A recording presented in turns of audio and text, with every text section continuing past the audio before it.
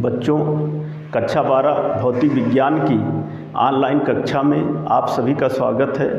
जैसे कि आप लोग इस समय चैप्टर प्रिज्म द्वारा प्रकाश का अपवर्तन एवं परिक्षेपण के आंकिक प्रश्नों के बारे में पढ़ रहे हैं। इसके पहले की वीडियो में हम क्वेश्चन नंबर 1 से क्वेश्चन नंबर 8 तक के सॉल्यूशन जो है वह बता चुके हैं और इसी के आगे क्वेश्चन नंबर 9 से आज की इस वीडियो में हम सॉल्यूशन जो है वह बताने चल रहे हैं। तो देखते हैं क्वेश्चन नंबर 9 दिया है कि एक प्रिज्म के अपवर्तक तल में 48 अंश के आपतन कोण पर प्रकाश किरण गिरने पर प्रिज्म की अल्पतम विचलन स्थिति प्राप्त होती है। प्रिज्म कोण 60 अंश हो तो अल्पतम विचलन कोण की गणना कीजिए। तो अपवर्तक तल में 48 अंश के आपतन कोण पर यही दिया है। तो लिखते हैं कि अल्पतम विचलन स्थिति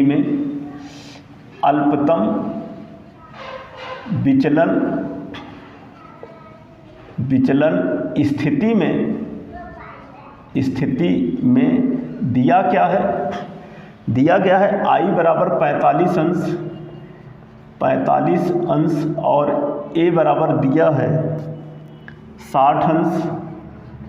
A बराबर 60 अंश।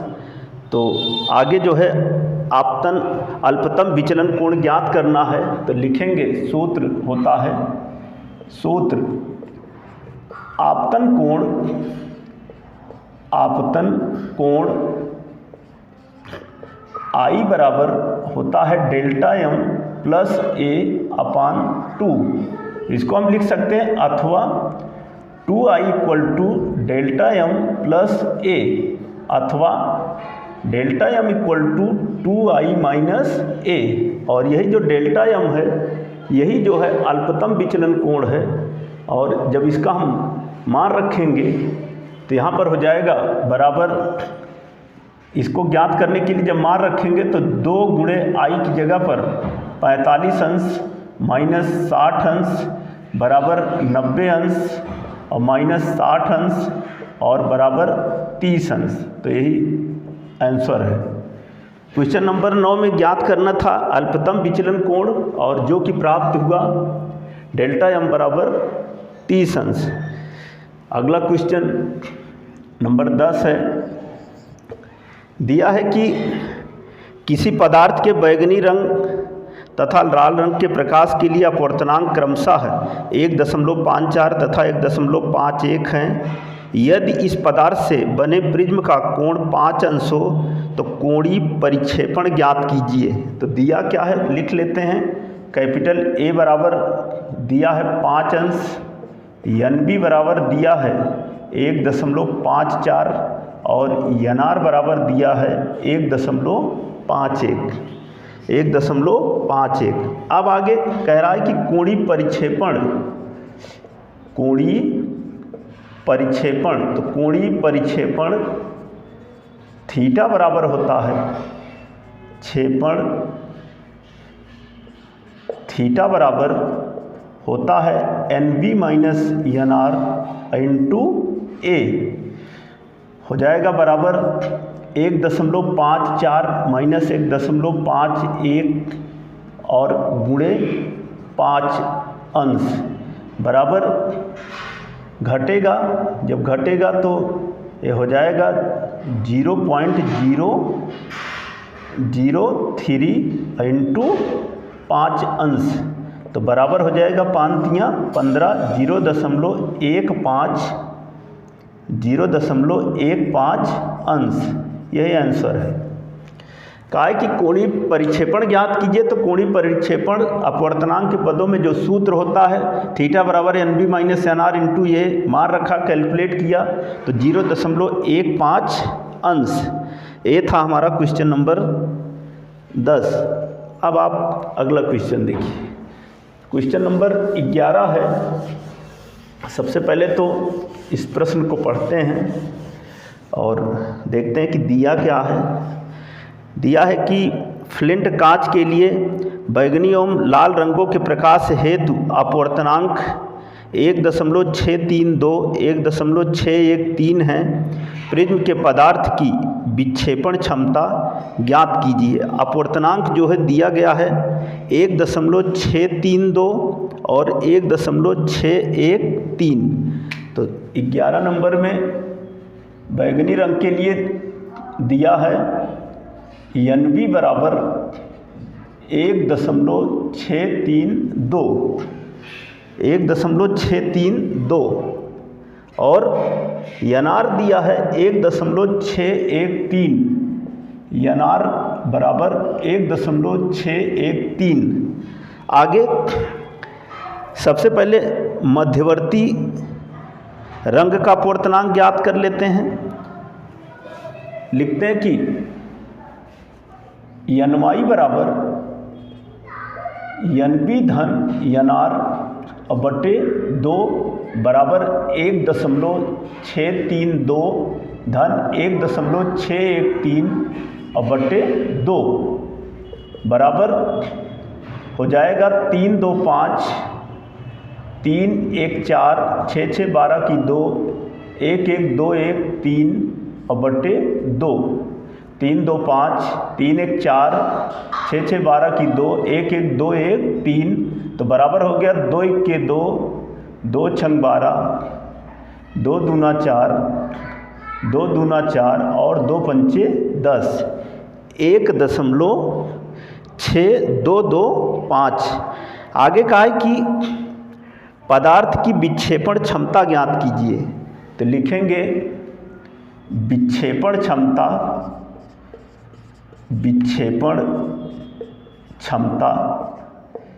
जिसको कि हम ओमेगा से प्रदर्शित करते हैं। ओमेगा इक्वल टू हो जाएगा NB माइनस NR और पूरे के बटे NY-1 बराबर NB की जगह पर 1.632 माइनस NR की जगह पर 1.613 और पूरे के बटे हो जाएगा NY की जगह पर 1.6225।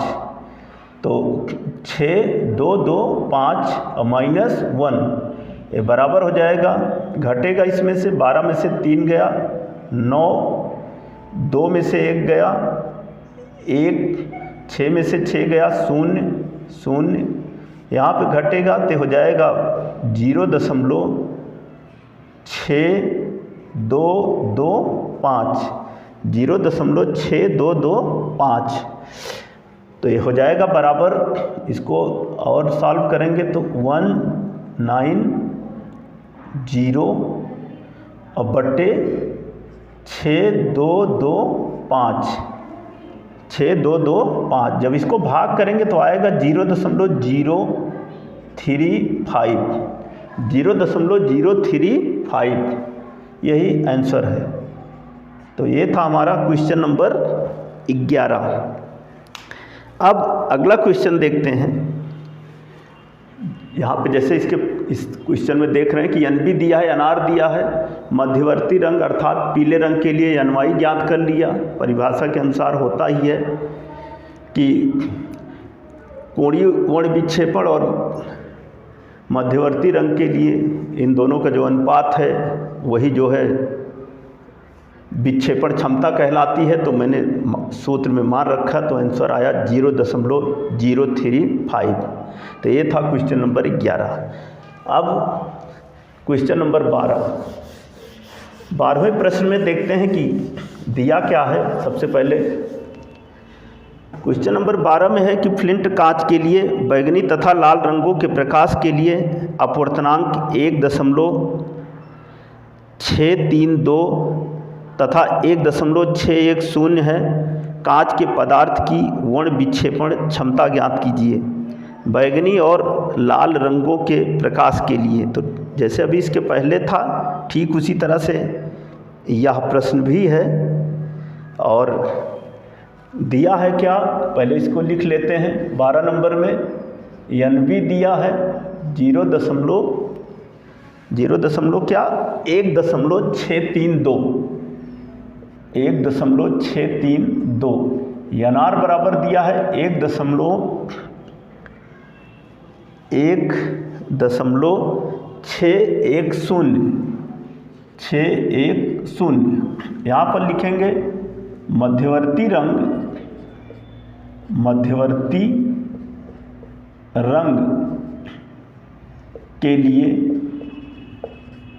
लिए हो जाएगा NY बराबर NB धन NR और पूरे के बटे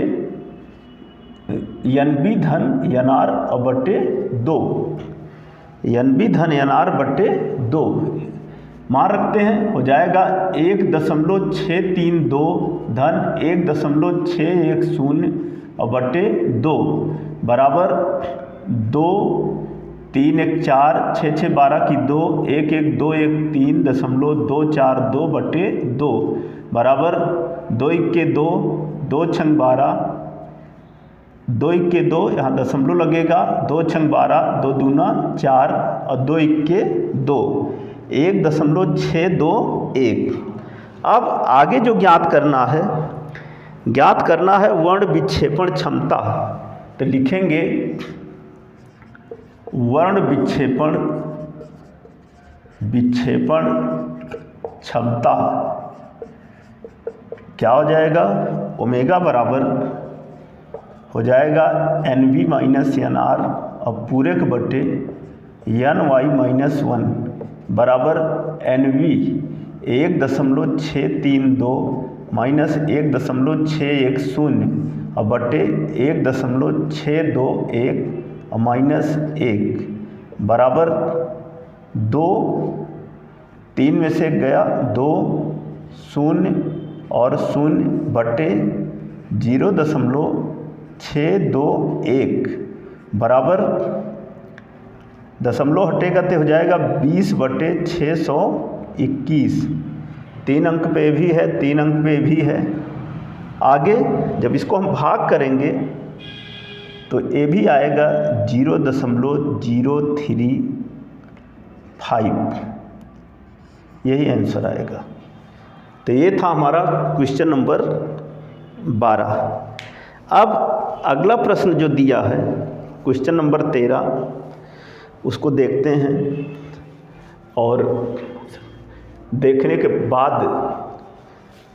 सबसे पहले तो ये देखेंगे कि क्या क्या मान दिया गया है, फिर जो मान दिया गया है उसी मान के अनुसार ही हम सूत्र रखते हैं और फिर उसकी गणना करते हैं। तो दिया है कि एक प्रिज्म जिसका अपवर्तक कोण 60 अंश है नीले लाल तथा पीले प्रकाश के लिए अल्पतम विचलन कोण 53 अंश 51 अंश तथा 52 अंश है। प्रिज्म के पदार्थ की परिक्षेपण क्षमता क्या है।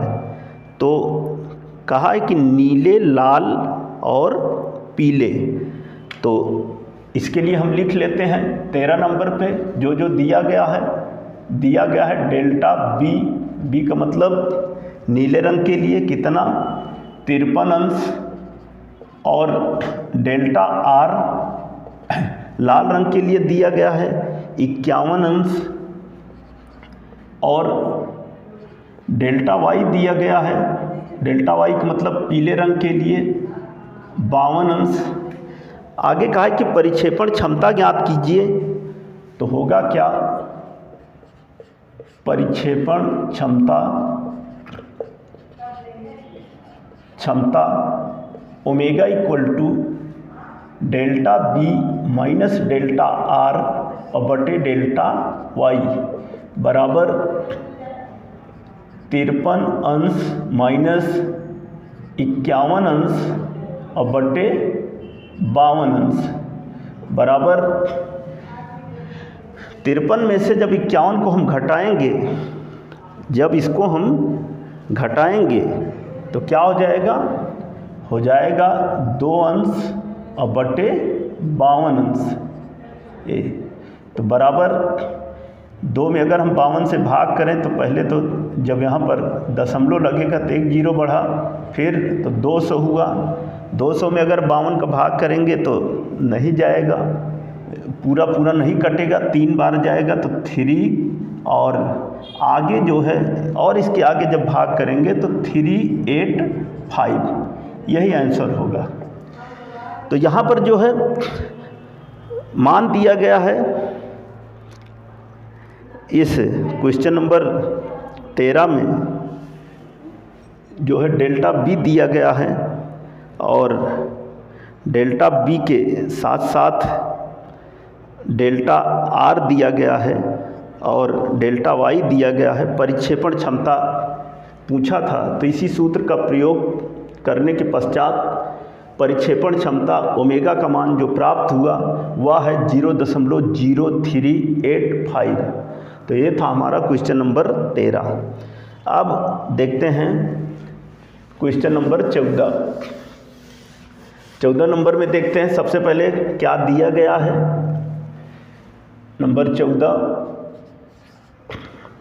14 नंबर का प्रश्न है कि फ्लिंट कांच के लिए बैंगनी, पीले तथा लाल रंगों के प्रकाश के लिए अपवर्तनांक क्रमशः 1.632, 1.620 तथा 1.613 है। फ्लिंट कांच के पदार्थ की वर्ण विक्षेपण क्षमता ज्ञात कीजिए। NB, NR और NY दिया गया है।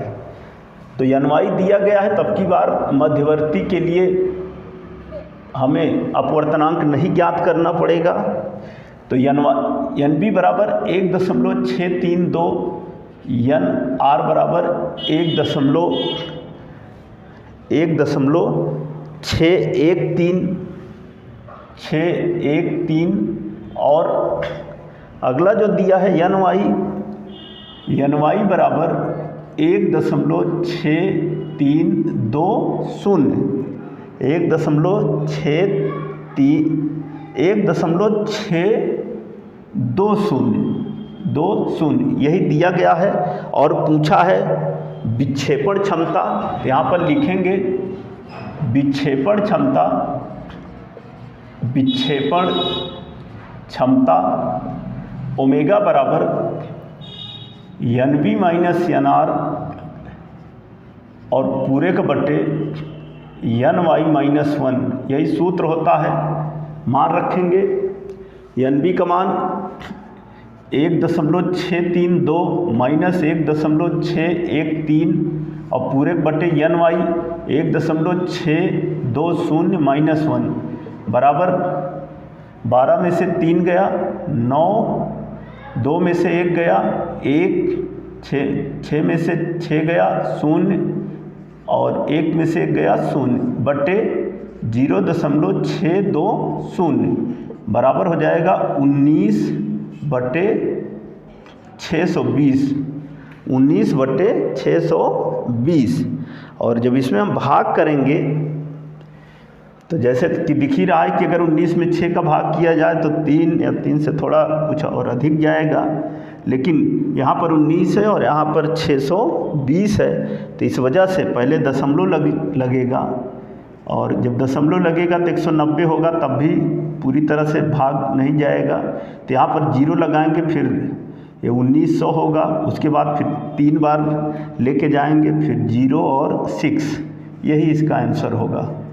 जब इसमें हम भाग करेंगे तो यही जो है इस विक्षेपण क्षमता का मान होगा क्वेश्चन नंबर 14 के लिए, जिसमें कि बैंगनी रंग, लाल रंग और पीले रंगों के लिए अपवर्तनांक दिया गया है और विक्षेपण क्षमता हमें ज्ञात करना है।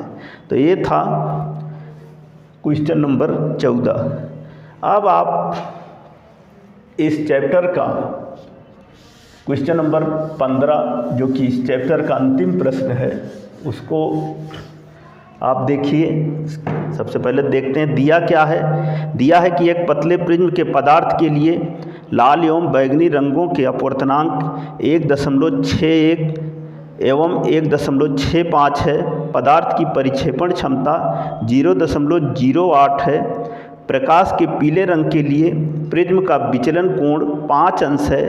प्रिज्म कोण की गणना कीजिए। तो देखते हैं दिया क्या है। 0.08 है तो ओमेगा हो गया। 15 नंबर पे जो मान दिए गए हैं, ओमेगा का मान जो है 0.08 और एन बी दिया है, N B equal to N B का मान 1.65 और एन आर का मान दिया है, एन बी का मान 1.65 और एन आर की जगह पर 1.61, एन आर की जगह पर 1.61 और आगे डेल्टा वाई का मान दिया है 5.0 अंश, ये इतना दे रखा है। और पूछा क्या है, पूछा है कि प्रिज्म कोण की गणना कीजिए, यही पूछा है। तो हम जानते हैं कि परिक्षेपण क्षमता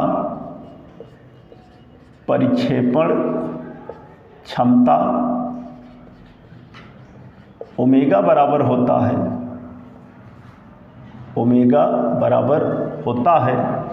delta B minus delta R और पूरक बटे delta Y, delta B minus delta R और पूरक बटे डेल्टा वाई। तो डेल्टा वाई तो दिया है लेकिन डेल्टा बी और डेल्टा आर नहीं दिया है, तो इसकी जगह पर हम जब मान रख के कैलकुलेट करेंगे तो वह हो जाएगा N B minus N R into A और पूरक बटे डेल्टा वाई। अब हमारे पास सभी मान हैं, रख लेते हैं, हो जाएगा अथवा 0.08 बराबर एन बी की जगह पर 1.65 माइनस 1.61 इंटू ए तो ज्ञात ही करना है और पूरक बटे डेल्टा वाई की जगह पे 5.0 अंश गुणा करेंगे, हो जाएगा 0.08 गुणे 5 बराबर, ये घटेगा तो हो जाएगा 5 में से 1 गया 4 और 6 में से 6 गया 0 और 1 में से 1 गया 0 और गुणे ए, तो हो जाएगा 5 × 8 = 40, 0.40 और equal to 0.04 into A, 0.4 into A अथवा, तो यहाँ से लिख सकते हैं अथवा ए बराबर 0.40 बटे 0.04 बराबर 40/4 और बराबर 4 दाम में 40, 10 अंश बराबर 10 अंश, यही जो है आंसर होगा ए। तो ये था हमारा क्वेश्चन नंबर 15 जो कि इस चैप्टर का अंतिम प्रश्न था। दिया है ओमेगा, एन बी का मान दिया है, एन आर दिया है, डेल्टा वाई दिया है और पूछा था प्रिज्म कोण ए का मान ज्ञात कीजिए।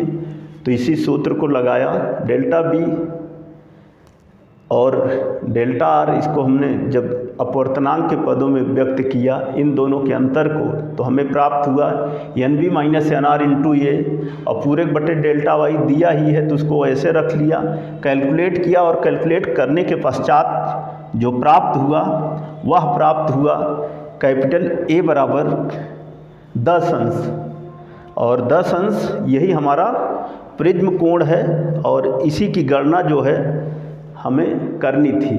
तो ये था प्रिज्म का अंतिम प्रश्न था ये, और जिसका आंसर आया 10 अंश। तो बच्चों आज की इस वीडियो में ही इस चैप्टर का जो है सारे प्रश्नों का जो सॉल्यूशन है वो यहीं पे समाप्त होता है और इस तरह से यह चैप्टर जो है पूरी तरह से समाप्त होता है और एक नए चैप्टर के साथ हम आपको अगली वीडियो में मिलेंगे। धन्यवाद।